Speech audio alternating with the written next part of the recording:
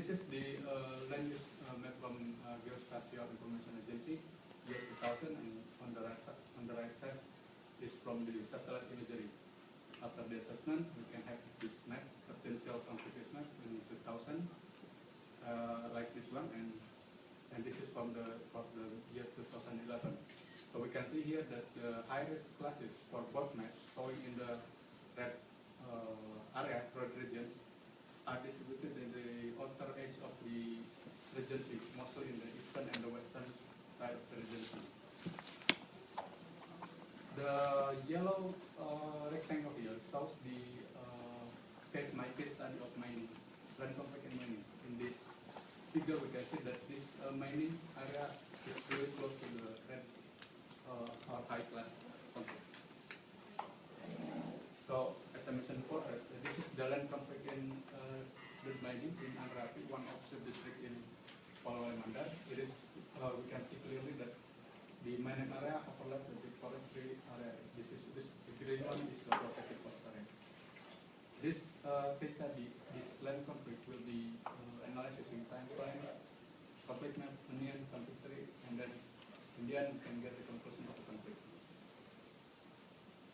From this timelines analysis, you can see the historical occurrence of the conflict from the determination of the forestry area in 1999 until the discharge of the company in around 2010.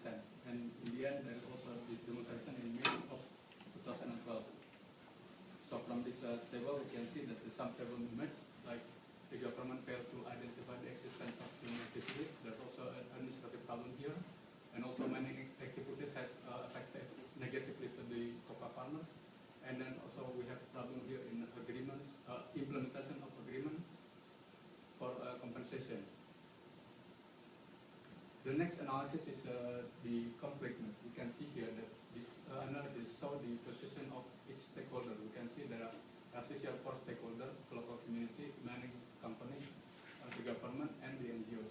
But the main conflict here, we can see that between local community, in this case the cocoa farmers, and the mining company. And then the next analysis here that the conflict is described into 3 layers of onion. The first one is needs, and then interest, and the outer layer is position. So the conflict is tried to describe for each stakeholder what is the needs for the cocoa farmers, what is the needs for the mining company, and then what is the interest of the government, what is the position for each stakeholder. From this analysis, we can see the main important thing that the government has a responsibility to protect the coverage of protected forests.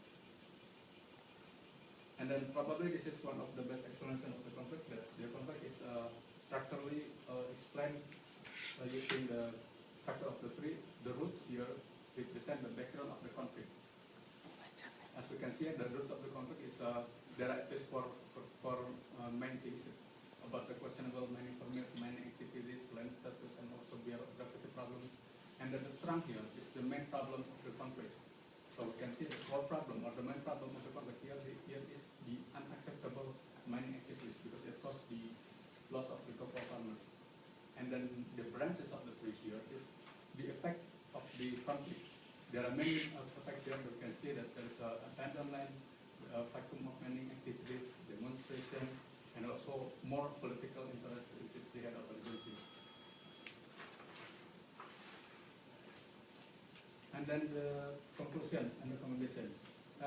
From the analysis, that we can see that the existence of the overlapping land rights on forest area was verified by having the map of spatial distribution of land titles on the forest area. And then the assessment was conducted using LUCL method from New South Wales government.